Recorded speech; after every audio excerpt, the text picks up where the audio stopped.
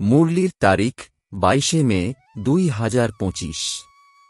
মুরলির শিরোনাম, তোমরা এই নেত্র দ্বারা যা কিছু দেখছ সেসবই পুরানো দুনিয়ার সামগ্রী, এর বিনাশ হয়ে যাবে, তাই মন থেকে এই দুঃখধামকে ভুলে যাও। প্রশ্ন, মানুষ বাবার উপরে কোন দোষ আরোপ করেছে, কিন্তু এই দোষ কারোরই নয়?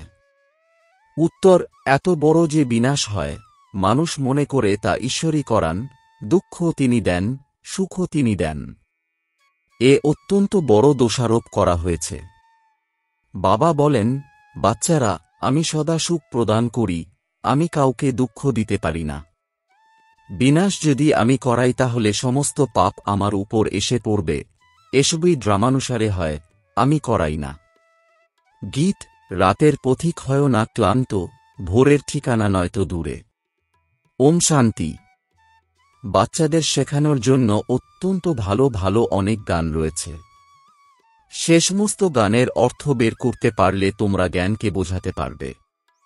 বাচ্চাদের বুদ্ধিতে একটা রয়েছে যে আমরা সকলেই এখন দিনের যাত্রায় রয়েছি, রাতের যাত্রা সম্পূর্ণ হয়েছে। ভক্তিমার্গ হল এই রাতের উদ্দেশ্যে যাত্রা। অন্ধকারে ধাক্কা খেতে হয়। আধাকল্প রাতের যাত্রা করে নিম্নে অবতরণ করেছ। এখন এসেছ দিনের উদ্দেশ্যে যাত্রা করতে। তোমরা এই যাত্রা একবারই করো। তোমরা জানো যে স্মরণের যাত্রার দ্বারাই আমরা তমপ্রধান থেকে শতপ্রধান হয়ে পুনরায় শতপ্রধান সত্যযুগের মালিক হয়ে যাও। শতপ্রধান হলে সত্যযুগের মালিক, তমপ্রধান হলে কলিযুগের মালিক হয়ে যাবে। ওটাকে বলা হয় স্বর্গ, একে বলা হয় নরক। বাচ্চারা, এখন তোমরা বাবাকে স্মরণ করো। বাবার কাছ থেকে সুখই পাওয়া যায়। যারা আর কিছু বলতে পারে না তারা যেন শুধু এটাই স্মরণে রাখে যে শান্তিধাম আমাদের অর্থাৎ আত্মাদের ঘর, সুখধাম হল স্বর্গের রাজত্ব, আর এখন এ হল দুঃখধাম, রাবণ রাজ্য। এখন বাবা বলেন যে এই দুঃখধামকে ভুলে যাও। যদিও এখানে থাকো কিন্তু বুদ্ধিতে যেন একটা থাকে যে এই নেত্র দ্বারা যা কিছু দেখছ তা সবই রাবণ রাজ্যের। এই সমস্ত শরীরকে যে দেখছ সে সমস্ত পুরানো দুনিয়ার সামগ্রী। এই সমস্ত সামগ্রী এই যজ্ঞতে সাহা হয়ে যাবে। ওখানে ওই পতিত ব্রাহ্মণেরা যজ্ঞ রচনা করে আর তাতে যবতিল ইত্যাদি সামগ্রী সাহা করে। এখানে তো বিনাশ হবে। সর্বোচ্চ হলেন পিতা, পরে ব্রহ্মা আর বিষ্ণু। শঙ্করের বড় কোনো পার্ট নেই। বিনাশ তো হতেই হবে। বাবা বিনাশ এমনভাবে করান যাতে কারোর উপরে কোনো পাপ না চড়ে। যদি বলা হয় যে ঈশ্বর বিনাশ করান তবে তো তাঁর উপর দোষ পড়বে, তাই এসব ড্রামায় নির্ধারিত রয়েছে। এ হল অসীম জগতের ড্রামা, যা কেউ জানে না। রচয়িতা আর রচনাকে কেউ জানে না। না জানার কারণে অনাথ হয়ে গেছে। তাদের কোনো নাথ নেই। কোনো ঘরে যদি পিতা না থাকে আর পরস্পর লড়াই ঝগড়া করে তখন জিজ্ঞাসা করা হয় যে তোমাদের ঘরে কোনো গুরুজন নেই কি? এখন তো কোটি কোটি মানুষ। এদের কোনো নাথ বা প্রভু নেই। দেশে দেশে লড়াই হতে থাকে। একই ঘরে বাচ্চা বাবার সঙ্গে, পুরুষ স্ত্রীর সঙ্গে লড়াই করতে থাকে। দুঃখধামে অশান্তি থাকে। এমনভাবে বলবে না যে কোনো দুঃখই পিতারূপী ঈশ্বর রচনা করেন। মানুষ মনে করে দুঃখ সুখ বাবাই দেন, কিন্তু বাবা কখনো দুঃখ দিতে পারেন না। ওনাকে বলাই হয় সুখদাতা, তাহলে দুঃখ দেবেন কিভাবে? বাবা বলেন, আমি তোমাদের অত্যন্ত সুখী করে দিই। এক হল নিজেকে আত্মা মনে করো। আত্মা হল অবিনাশী, শরীর বিনাশী। আমাদের অর্থাৎ আত্মাদের বসবাসের স্থান হল পরমধাম, যাকে শান্তিধামও বলা হয়। এই শব্দটি সঠিক। স্বর্গকে পরমধাম বলা যাবে না। পরম অর্থাৎ পরলোকেরও ঊর্ধ্বে। স্বর্গ তো এখানে থাকে। মূলবতন অর্থাৎ পরমধাম হল অসীমেরও ওপারে, যেখানে আমরা অর্থাৎ আত্মারা থাকি। তোমরা এখানে সুখ দুঃখের ভূমিকা পালন করো। এই যে বলা হয় অমুকে স্বর্গে গমন করেছে, এ হল সর্বৈব ভুল বা মিথ্যা। স্বর্গ তো এখানে নেই। এখন এ হল কলিযুগ। এই সময় তোমরা হলে সমযুগীয়, আর বাকি সকলেই হল কলিযুগীয়। একই ঘরে বাবা কলিযুগীয় তো বাচ্চা সঙ্গমযুগীয়, স্ত্রী সঙ্গমযুগীয়, পুরুষ কলিযুগীয়। কত তফাৎ রয়ে যায়। স্ত্রী জ্ঞান নেয়, পুরুষ জ্ঞান নেয় না, তখন একে অপরকে সাথ দেয় না, ঘরে মনোমালিন্য হয়। স্ত্রী সম্পূর্ণরূপে ফুল হয়ে যায়, আর সে কাঁটা ছিল আর কাঁটাই রয়ে যায়। একই ঘরে বাচ্চা জানে আমি সঙ্গমযুগীয় পুরুষোত্তম পবিত্র দেবতা হতে চলেছি। বাবা বলে, বিবাহ করো, নিজের সর্বনাশ করে নরকবাসী হও।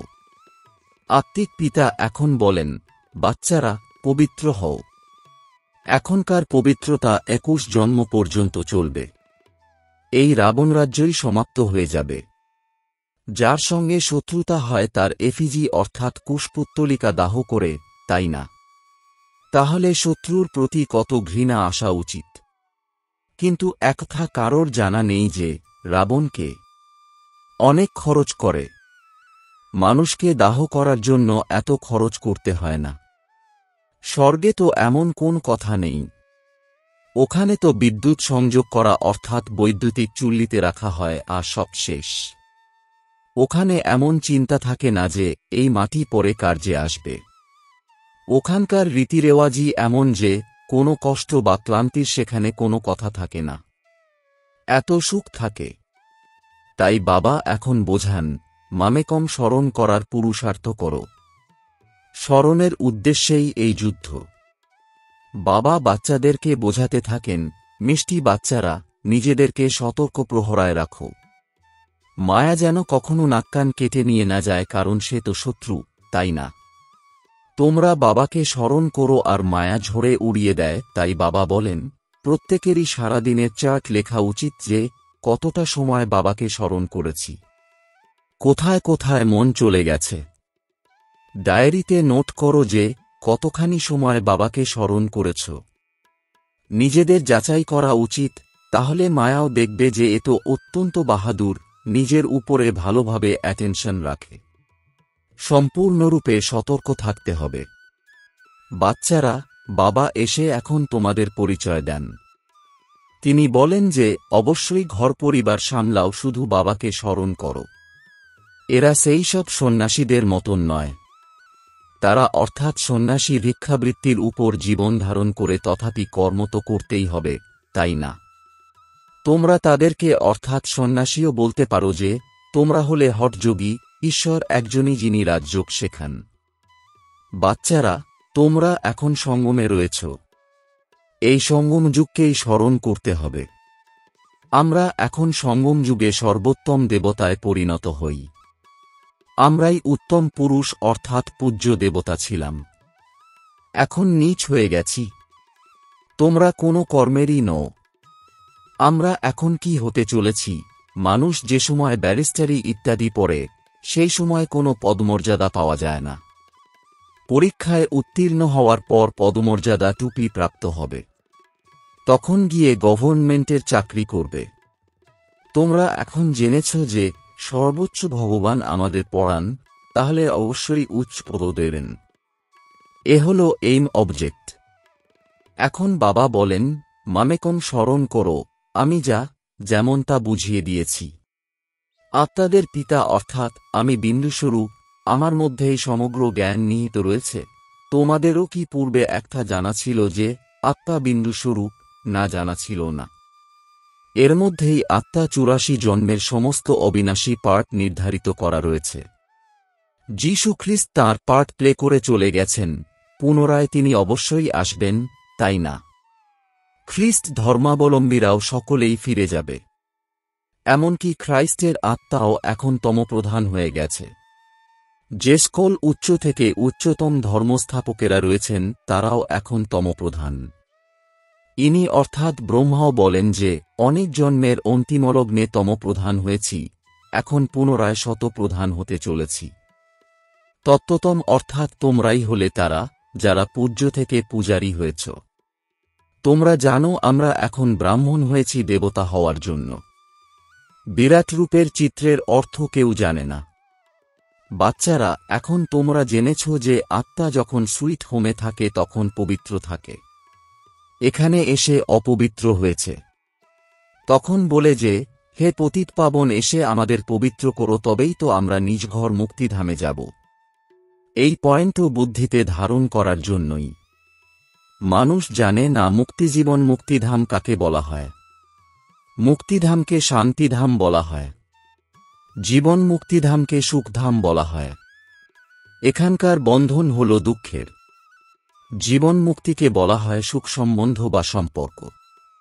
এখন দুঃখের বন্ধন দূর হয়ে যাবে। আমরা পুরুষার্থ করি উচ্চ পদ লাভ করার জন্য। তাহলে এমন নেশা থাকা উচিত। শ্রীমতানুসারে আমরা এখন নিজেদের রাজ্যভাগ্য স্থাপন করছি। জগদম্বা প্রথম স্থানাধিকারী হন। আমরাও ওনাকে ফলো করব। যে বাচ্চারা এখন মাতাপিতার হৃদয়ে আসীন হয়, তারাই ভবিষ্যতে রাজসিংহাসনের অধিকারী হবে। হৃদয়ে তারাই বিরাজ করে যারা দিনরাত সেবায় ব্যস্ত থাকে। সকলকে খবর দিতে হবে যে, বাবাকে স্মরণ করো। পয়সা করি কিছুই নেওয়ার নেই। ওরা অর্থাৎ অজ্ঞানীরা মনে করে এরা রাখি বাঁধতে এসেছে, এদের কিছু দিতে হবে। তোমরা বলো যে আমাদের আর কিছুই চাই না, শুধু তোমরা 5 বিকারকে দান করে দাও। এই দান গ্রহণ করার জন্যই আমরা এসেছি, তাই পবিত্রতার রাখি পরাই। বাবাকে স্মরণ করো, পবিত্র হও, তবেই এমন দেবতা হবে। এখন তোমাদের মধ্যে কোনো করা নেই। সকলের উপর এই গ্রহণ লেগেছে। তোমরা হলে ব্রাহ্মণ, তাই না? যেখানেই যাও বলো বিকারের দান করো, তবেই গ্রহণ মুক্ত হবে। পবিত্র হও। বিকারে কখনো যেও না। বাবাকে স্মরণ করলে বিকর্ম বিনাশ হবে আর তোমরা ফুলে পরিণত হয়ে যাবে। তোমরাই ফুল ছিলে, পরে কাঁটা হয়েছ। 84 জন্ম নিতে নিতে অধঃপতনে গেছ। এখন ফিরে যেতে হবে। বাবা এনার অর্থাৎ ব্রহ্মার দ্বারা ডাইরেকশন দিচ্ছেন। তিনি হলেন সর্বোচ্চ ভগবান। ওনার শরীর নেই। আচ্ছা, ব্রহ্মা বিষ্ণু শঙ্করের শরীর আছে কি? তোমরা বলবে, হ্যাঁ, সূক্ষ্ম শরীর আছে, কিন্তু তা মানুষের দ্বারা সৃষ্ট তো নয়। সমগ্র খেলা এখানেই। সূক্ষ্ম লোকে নাটক হবে কিভাবে? তেমনি মূল্যকেও সূর্যচন্দ্র তো নেই, তবে নাটক কিভাবে হবে? এ হল অতি বড় ব্রহ্মাণ্ড। পুনর্জন্ম এখানেই হয়, সূক্ষ্ম লোকে হয় না। এখন তোমাদের বুদ্ধিতে অসীম জগতের সমগ্র খেলাই বিরাজ করছে। এখন তোমরা জানতে পেরেছ যে আমরা যে দেবী দেবতা ছিলাম, কিভাবে সেখান থেকে বাম মার্গে চলে এসেছি। বাম মার্গ বিকারী মার্গকে বলা হয়। আধাকল্প আমরা পবিত্র ছিলাম, এই হার জিতের খেলা আমাদেরই। ভারত অবিনাশী খণ্ড, এর কখনো বিনাশ হয় না। যখন আদি সনাতন দেবী দেবতা ধর্ম ছিল, তখন অন্যান্য কোনো ধর্ম ছিল না। তোমাদের এই কথাগুলোকে তারাই মান্যতা দেবে যারা কল্পপূর্বেও মান্যতা দিয়েছিল। 5000 বছরের পুরানো কোনো জিনিস হয় না। সত্যযুগে পুনরায় তোমরা প্রথমে গিয়ে নিজেদের মহল তৈরি করবে। এমন নয় যে সোনার দাগটা সমুদ্রের নিচে কোথাও রয়েছে, তা বেরিয়ে আসবে। দেখানো হয়েছে সাগরের থেকে দেবতারা রত্নের থলি ভরে ভরে দিত। বাচ্চারা, বাস্তবে জ্ঞানসাগর পিতা তোমাদের জ্ঞানরত্নের থলি ভরে ভরে দিচ্ছেন। দেখানো হয়েছে শঙ্কর পার্বতীকে কথা শুনিয়েছিল, জ্ঞানরত্নের দ্বারা ঝুলি পরিপূর্ণ করে দিয়েছিল। শঙ্করের উদ্দেশ্যে বলা হয়, ভাঙ্গধূতরা পান করত, আবার তার সম্মুখে গিয়েই বলে ঝুলি ভরে দিতে, বলে আমাদের ধন প্রদান করো। তাহলে দেখো শঙ্করেরও কত গ্লানি করেছে। সর্বাপেক্ষা অধিক গ্লানি করে আমার। এও এক খেলা, যা পুনরায় ঘটবে। এই নাটককে কেউ জানেই না। আমি এসে আদি থেকে অন্তের সমগ্র রহস্য বোঝাই। এও জানো যে সর্বোচ্চ হলেন পিতা।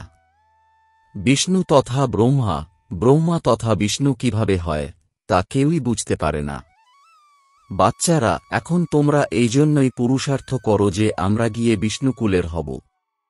বিষ্ণুপুরীর মালিক হওয়ার জন্য তোমরা ব্রাহ্মণ হয়েছ। তোমাদের হৃদয়ে এ কথা রয়েছে যে আমরা অর্থাৎ ব্রাহ্মণরা শ্রীমতানুসারে নিজেদের জন্য সূর্যবংশীয় চন্দ্রবংশীয় রাজধানী স্থাপন করছি। এর মধ্যে লড়াই ইত্যাদির কোনো কথা নেই। দেবতা আর অসুরের লড়াই কখনো হয় না। দেবতারা থাকে সত্য যুগে। সেখানে লড়াই হবে কিভাবে? তোমরা ব্রাহ্মণেরা যোগবলের দ্বারা বিশ্বের মালিক হও। বাহুবলীরা বিনাশপ্রাপ্ত হয়ে যাবে। তোমরা সাইলেন্সের শক্তির দ্বারা সায়েন্সের উপর বিজয় প্রাপ্ত করো। এখন তোমাদের আত্মঅভিমানী হতে হবে। আমরা হলাম আত্মা, আমাদের নিজেদের ঘরে ফিরে যেতে হবে। আত্মারা অতি তীক্ষ্ণ অর্থাৎ দ্রুত গতিসম্পন্ন। এখন এমন এরোপ্লেন বেরিয়েছে যা 1 ঘণ্টায় কোথা থেকে কোথায় চলে যায়। এখন আত্মা তো তার থেকেও দ্রুতগামী। এক চুটকিতে অতি দ্রুত আত্মা কোথা থেকে কোথায় গিয়ে জন্ম নেয়। কেউ কেউ বিদেশে গিয়েও জন্ম নেয়। আত্মাই হল সর্বাপেক্ষা দ্রুতগামী রকেট। এর মধ্যে মেশিনাদির কোনো কথা নেই। শরীর পরিত্যাগ করা আর পালিয়ে চলে যাওয়া। বাচ্চারা, এখন তোমাদের বুদ্ধিতে রয়েছে যে আমাদের ঘরে ফিরে যেতে হবে, অপবিত্র আত্মা তো যেতে পারে না। তোমরা পবিত্র হয়েই যাবে, বাকিরা তো সকলেই সাজা ভোগ করে যাবে। তারা অত্যন্ত শাস্তি ভোগ করে। ওখানে অর্থাৎ স্বর্গে গর্ভমহলে আরাম করে থাকে। বাচ্চারা সাক্ষাৎকার করেছে। কৃষ্ণের জন্ম কিভাবে হয়? অপবিত্রতার কোনো কথাই নেই। যেমন সম্পূর্ণ আলোকিত হয়ে যায়। এখন তোমরা বৈকুণ্ঠের মালিক হতে চলেছ, তাহলে পুরুষার্থ তেমনই করা উচিত। ভোজন শুদ্ধ, পবিত্র হওয়া উচিত। সর্বাপেক্ষা ভালো হল ডাল ভাত।